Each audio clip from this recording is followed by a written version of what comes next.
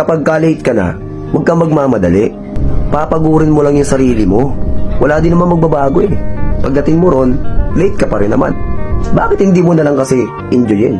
Kalmahan mo yung sarili mo. Tapos, sulitin mo na lang yung pagiging late mo. Isipin mo nagmadali ka. Pagdating mo ron, may memo ka, may pagalit, may kaltas yung sahod mo, pagod ka pa. Pero kung sinulit mo yung pagka-late mo, may memo ka nga, may kaltas, may pagalit, pero relax ka lang, hindi ka pagod. Alam nyo kasi, dapat sinusulit yung pagka-late na yan. Nakadepende sa kung magkano ikakaltas sa sahod mo.